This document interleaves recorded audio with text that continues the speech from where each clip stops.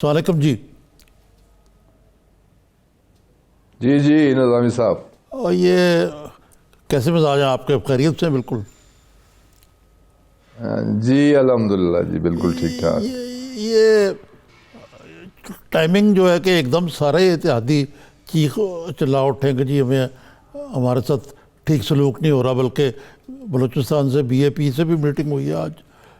तो ये यकदम क्यों सबको प्रॉब्लम शुरू हो गए पीटीआई से? नज़ामी साहब, मैं तो एक पॉलिटिकल वर्कर हूँ और ग्रास रूट लेवल की पॉलिटिक्स भी करता हूँ। तो जो हमें वोट करता है ना जी, उसकी एक्सपेक्टेशंस बड़ी हाई होती हैं, और जहाँ एक्सपेक्टेशंस हाई हों वहाँ जल्दी फ्रस्ट्रेशन भी होती है। इसी तरह हमसे, पीटीआई की गवर्नमेंट से और इमरान खान से बहुत लोगों की बहुत ज़्यादा एक्सपेक्टेशंस हैं, और जिस तरह आम लोगों की हमसे बहुत ज़्यादा तवक्कुआत हैं, इसी तरह हमारे अलाइज की भी हमसे बहुत ज़्यादा तवक्कुआत हैं। और फिर जो माली हालत थी इस मुल्क की, मैं ज़्यादा तफसील में नहीं जाना चाहता कि फाइनेंशियल कंस्ट्रेंट्स भी हैं। जिस तरीके से लोग डिमांड कर रहे हैं डेवलपमेंट, उस तरह डेवलपमेंट नहीं होने पा रही। फिर जिस तरह लोग डिमांड करते हैं कि जिस तरह हर कॉन्स्टिट्यूंसी में हर सिटिंग एमपीए या एमएनए ऑल एंड ऑल वही सीएम है, वही पीएम है, वही आईजी है, वही चीफ सेक्रेटरी है, वो कन्वेंशनल पॉलिटिक्स, एक जो हम इलेक्टेबल्स हैं या जो लोग रवायती सियासत करने वाले हैं, ये तवक्कुआत में ये सारी चीज़ें शामिल हैं। लेकिन पीटीआई की पॉलिटिक्स थोड़ी इससे डिफरेंट है कि हम पहले इंस्टीट्यूशनल रिफॉर्म्स कर रहे हैं, अपनी फाइनेंशियल कंडीशंस को ठीक कर रहे हैं, जो भी डेफिसिट्स हैं जिन जिन अदारों में हैं उनमें बेहतरी लाने की कोशिश कर रहे हैं।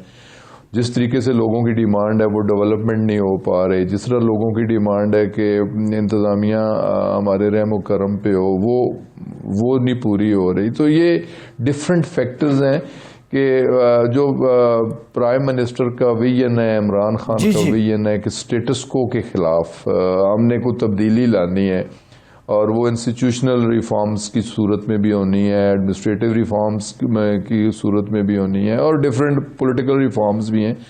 तो उसके भी आफ्टर इफेक्ट्स हैं, और उसमें दोस्तों की मुश्किलात भी हैं, और दोस्तों से जो हमारे कोलीग्स हैं उनसे लोग उसी तरीके से तवक्कुआत करते हैं कि इंतज़ामी सपोर्ट भी हमें उसी तरह मिले, वही गलियों नालियों की सियासत हो, वही खंबा पाइप की सियासत हो। तो वो थोड़ा हमारी गवर्नमेंट की सोच डिफरेंट है, लेकिन हम कोशिश कर रहे हैं उन्हें भी साथ लेके चलने की। तो ये छोटे मोटे मसाइल एक घर के अंदर जिस तरह होते हैं जी, इस तरह के मसाइल हैं। और तमाम इत्तेहादी जो है हमारे पंजाब के अंदर, मेन इत्तेहादी हमारा PMLQ है, ठीक है, उनकी कुछ डिमांड्स हो सकती हैं, कुछ उनके कंसर्न हो सकते हैं, लेकिन ओवरऑल हम एक हैं, वो हमें नहीं छोड़ेंगे और हम उन्हें नहीं छोड़ेंगे, वो हमारे साथ हैं, हम उनके साथ हैं।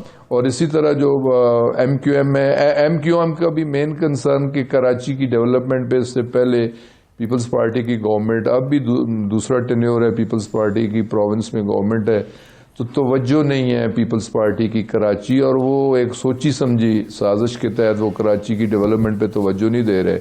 और कुछ आइनी कानूनी रुकावटें हैं कि कराची की डेवलपमेंट में हम भी जिस तरह फेडरल गवर्नमेंट करना चाह रही है वो कर नहीं पा रही। तो उनकी भी कुछ कराची हैदराबाद की डेवलपमेंट के हवाले से कुछ कंसर्न थे। तो ये सारे कंसर्न इंशाल्लाह एड्रेस होंगे, और हम मिल के चलेंगे, और मिल के इस मुल्क की और लोगों की तवक्कुआत पे पूरा उतरने की कोशिश करेंगे इंशाल्लाह। ये तो आपने कहा ना कि जहांगीर तरीन साहब ने भी आज कहा है कि ये जो आपने बात कही कि 2023 तक ऐसे ही ये चलते रहेंगे, मामलात को छोड़ कर नहीं जाएगा। लेकिन एक मुझे बात बताएं, आप खुद बड़े माशाल्लाह जहांदीदा तजर्बाकार सियासतदान हैं, ये जो ज़िया-उल हक के दौर में ये जो आपने जिसको नालियों और पाइपों की सियासत का, ये जो MNS का काम तो दरअसल होना चाहिए कानून साजी, ये जो डेवलपमेंट वर्क के नाम पे जो फंडिंग है, ये इसको किस तरह, इस फिनोमेना को किस तरह ख़त्म किया जा सकता है? देखें जी, ऑल ऑफ सडन तो कोई चीज़ आप ख़त्म नहीं कर सकते ना। हाँ, रिफॉर्म्स ला सकते हैं। जो अब हम नया लोकल गवर्नमेंट सिस्टम जो हमारी गवर्नमेंट लाना चाह रही है और जिसकी लेजिस्लेशन हो गई है, डिलिमिटेशन प्रोसेस में है, तो अगर नया सिस्टम लोकल बॉडीज़ का सिस्टम इन प्लेस होता है तो डेवलपमेंट काफ़ी हद तक फिर लोकल बॉडीज़ के पास चली जाएगी। जो लोकल नुमाइंदे होंगे डोर स्टेप तक वो लोगों की ये मसाइल हल करेंगे और उससे फिर प्रेशर फेडरल गवर्नमेंट्स पे और प्रोविंशियल गवर्नमेंट्स पे भी कम होगा। और जब MNAs और MPs पे प्रेशर, लोगों के मसाइल हल होने शुरू हो जाएंगे तो फिर यकीनन हम पे भी प्रेशर कम आएगा, MPs MNAs पे भी कम आएगा और हम असल काम की तरफ आ जाएंगे। और वो लोग जो लोकल रिप्रेजेंटेटिव्स होंगे वो अपनी जिम्मेदारियां इंशाल्लाह ताला बेहतरीन तरीके से सर अंजाम देंगे।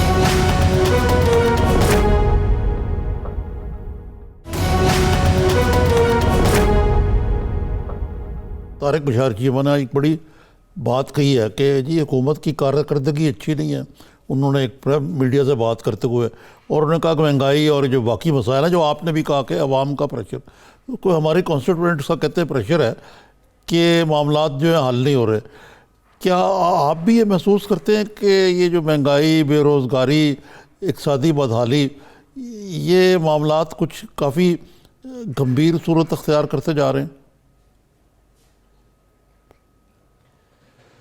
सर, ये मसाइल थे, मसाइल हैं। इक़्तिसादी मसाइल सबसे ज़्यादा, इकनॉमिक क्राइसिस सबसे ज़्यादा, और फिर ये इंटरलिंक्ड है। बेरोज़गारी भी उससे है, महंगाई भी उससे है, डॉलर का ऊपर जाना, पाक रुपये का डीवैल्यू होना, एक्सपोर्ट कम होनी, रेमिटेंसेस कम आने और अदारों का डेफिसिट में जाना। देखें ना, स्टील मिल जैसा अदारा जो 2008 तक प्रॉफिट में था वो 460-470 बिलियन खसारे में चला गया। इसी तरीके से PIA जो 2000 तक प्रॉफिट में था, उसके बाद खसारा अब 400 तकरीबन 26-28 बिलियन रुपीस उसका डेफिसिट है। इस तरह तमाम अदारों के अंदर जो नुकसानात हैं, खसारे हैं और डेट्यूरेशन है, खसारे बढ़ रहे हैं, आमदन कम हो रही है, खर्चे बढ़ रहे हैं, ये क्राइसिस थे। तो अल्हम्दुलिल्लाह पहला साल जो गुजरा है जी, इसमें काफ़ी हद तक अब थोड़ी सी पॉलिटिकल स्टेबिलिटी और इकोनॉमिक स्टेबिलिटी, अगर ये दोनों चीज़ें, इकोनॉमिक स्टेबिलिटी आ गई अल्हम्दुलिल्लाह, अब चीज़ें पहले से बेहतर, सारे पॉजिटिव इंडिकेटर्स हैं। थोड़ी अब पॉलिटिकल स्टेबिलिटी जो कल तक सुप्रीम कोर्ट में इशू था, लेजिस्लेशन थी, आर्मी चीफ की एक्सटेंशन थी, वो इशू सारे हो गए। कल तक मौलाना फजल रहमान का धरना था, प्राइम मिनिस्टर का। मतलब अब ये छोटी छोटी जो चीज़ें हमारे इनर सर्कल्स में जी, ये फलां की ये डिमांड है, फलां, ठीक है, डिमांड करना, जिस तरह घर में बच्चा वालिद से डिमांड करता है तो लीडरशिप से डिमांड करना हक है, मसाइल की निशानदेही करना हक है। तो ये थोड़ी सी ये चीज़ें इंशाल्लाह ताला ये डस्ट सेटल होगी। और जिस तरह प्राइम मिनिस्टर कहते हैं, और बीइंग पॉलिटिकल वर्कर मैं भी कह रहा हूँ कि अब हर आने वाला दिन, हर आने वाला माह, हर आने वाला साल इंशाल्लाह ताला पहले से बेहतर आएगा। मुश्किल वक्त हमने गुजारा। ये सरवर खान साहब, ये बातें शायद वो जमात ज़्यादा बेहतर लगती हैं उसको कि जो इलेक्शन से पहले आप बात कर रहे हो, बट आप लोग सिटिंग गवर्नमेंट में हैं। ये आपने PIA, स्टील मिल्स, इन सब का जिक्र किया, ये खसारों की बातें भी हैं, लेकिन आम लोगों का मसला रोज़ी रोटी है, रोज़गार है, सस्ती बिजली है, सस्ती गैस है, वो तो बढ़ते ही जा रहे हैं। और इसके ऊपर फिर आपके इत्तेहादियों का एक रवैया, फिर आपकी अपनी जमात के लोग भी बहुत से हैं जो एतराज़ कर रहे हैं। ये कलेक्टिव जिम्मेदारी या इनकॉम्पिटेंसी आपकी सरकार पे नहीं आ जाती? और इसका हल, क्योंकि ये तो बहुत से मामलात इमीडिएट हल करना होगा आपको। देखिए जी, कलेक्टिव जिम्मेदारी हम सब की है, पार्लियामेंट्री पार्टी की है, तमाम MNAs की है, MPAs की है। ये कलेक्टिव रिस्पॉन्सिबिलिटी है कि मुश्किलात को फेस करना और मुल्क को मुश्किलात से निकालना, लोगों की तवक्कुआत पे पूरा उतरने की कोशिश करना और लोगों के मसाइल कम करने की कोशिश करना। जो हमें विरासत में मिला है वो तो अब उसकी तफसील में जाना वो भी मुनासिब बात नहीं है। लेकिन जैसे मैंने कहा कि पहला साल सख्त क्राइसिस का साल था, महंगाई के हवाले से, बेरोज़गारी के हवाले से, और अल्लाह माफ़ करे लॉलेसनेस भी थी। अब चीज़ें इम्प्रूव हो रही हैं ना, पॉलिटिकल स्टेबिलिटी इकोनॉमिक स्टेबिलिटी अगर आती है फिर चीज़ें ठीक होनी शुरू हो जाएंगी। अब नौकरियों की बात, मेन फोकस हमारा लोगों को रोज़गार फराहम करना है, इंडस्ट्री का पहिया चलाना है, एक्सपोर्ट को बढ़ाना है। तो ये सारी चीज़ें अगर हम कर पाते हैं, जो कि इंशाल्लाह पॉजिटिव इंडिकेटर्स आ रहे हैं, हमारी एक्सपोर्ट बढ़नी शुरू हो गई है, ट्रेड डेफिसिट कम होना शुरू हो गया है, हमारे रेमिटेंसेस बढ़ना शुरू हो गए हैं, प्रोडक्टिविटी बढ़नी शुरू हो गई है, तो रोजगार के मौके पैदा होने शुरू हो गए हैं, तो चीज़ें ठीक होंगी। सरवर खान साहब, हम भी दुआ करते हैं कि ठीक हो, लेकिन मसलन जो रेवेन्यू शॉर्टफॉल है वो तो तारीखी है, उसमें कोई बेहतरी नहीं आई। फिर दूसरे आपका अपना एविएशन का महकमा, पीआईए में आप बड़े अच्छा चॉइस थी, एयर मार्शल साहब को लेके आए। अब वो बेचारे जो हैं उनको भी स्टे ऑर्डर लिया हुआ है, पीआईए में हर आदमी स्टे ऑर्डर ले लेता है। इसको ठीक करने का क्या तरीका है कि वहाँ पे कोई प्रोफेशनल मैनेजमेंट आए? अब हालांकि एयर मार्शल साहब कोई पहले एयरफोर्स से आए हुए पीआईए के सरबराह नहीं, कई आए हैं, लेकिन इन पर एतराज़ लगा के इनको काम करने से रोक दिया गया।